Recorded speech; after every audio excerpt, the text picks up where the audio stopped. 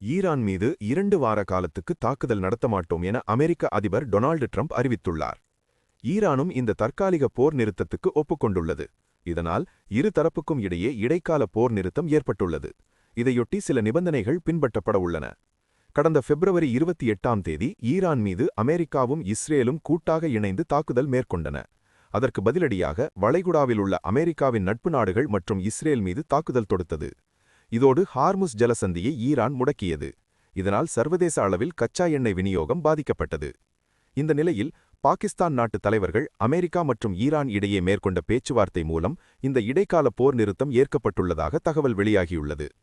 பாகிஸ்தான் பிரதமர் ஷெபாஸ் ஷெரீப் இராணுவ தளபதி அசீம் முனீரின் கோரிக்கையை ஏற்று ஈரான் மீதான தாக்குதலை நிறுத்தி வைக்கிறேன். 2 வார காலத்துக்கு ஈரான் மீது தாக்குதல் மேற்கொள்ள மாட்டோம். ஹார்முஸ் ஜலசந்தியை முழுவதுமாக உடனடியாக மற்றும் சரக்கு கப்பல்கள் பாதுகாப்பாக கடக்க வேண்டும் என சமூக வலைதளத்தில் அமெரிக்க அதிபர் ட்ரம்ப் தெரிவித்துள்ளார்.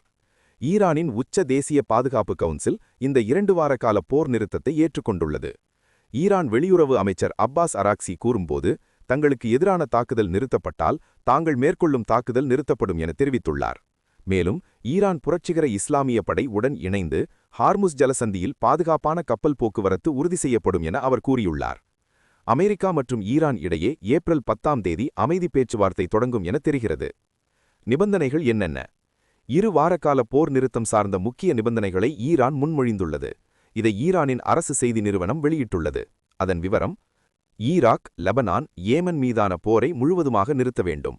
ஈரான் மீதான போரை நிரந்தரமாக நிறுத்த வேண்டும். பிராந்தியத்தில் அனைத்து விதமான மோதல்களையும் முழுமையாக முடிவுக்கு கொண்டுவர வேண்டும். ஹார்முஸ் ஜலசந்தியை மீண்டும் திறப்பது குறித்து பாதுகாப்பான கப்பல் போக்குவரத்து நெறிமுறைகளை நிறுவ வேண்டும். ஈரானை மீண்டும் கட்டமைப்பதற்கான செலவுத் தொகையை முழுவதுமாக வழங்க வேண்டும். ஈரான் மீது விதிக்கப்பட்ட தடையை நீக்க வேண்டும். அமெரிக்கா முடக்கிய ஈரானின் சொத்துக்கள் நிதியை விடுவிக்க வேண்டும். ஈரான் புரட்சிகர இஸ்லாமிய படை நேற்று வெளியிட்ட அறிக்கையில், எங்களது எரிசக்தி நிலையங்கள், பாலங்கள் மீது தாக்குதல் நடத்தப்பட்டால் ஹார்முஸ் ஜலசந்தி திறக்கப்படாது. அமெரிக்க அதிபர் ட்ரம்பின் மிரட்டலுக்கு அஞ்சமாட்டோம். சர்வதேச அளவில் பல ஆண்டுகளுக்கு கச்சா எண்ணெய், எரிவாயு கிடைக்காத சூழலை ஏற்படுத்துவோம் என கூறப்பட்டது. டெஹ்ரானில் செயல்படும் இந்திய தூதரகம் நேற்று வெளியிட்ட அறிக்கையில், ஈரானின் பல்வேறு பகுதிகளில் வசிக்கும் இந்தியர்கள் அடுத்த 48 மணி நேரத்துக்கு விழிப்புடன் இருக்க வேண்டும் என, எரிசக்தி நிலையங்கள், இராணுவ தளங்கள் அருகே செல்ல வேண்டாம் என கூறப்பட்டுள்ளது. மேலும் வளைகுடா நாடுகளில் வசிக்கும் இந்தியர்களும் பாதுகாப்பாக இருக்கும்படி அந்தந்த நாடுகளின் இந்திய தூதரகங்கள் அறிவுரைகளை வழங்கின.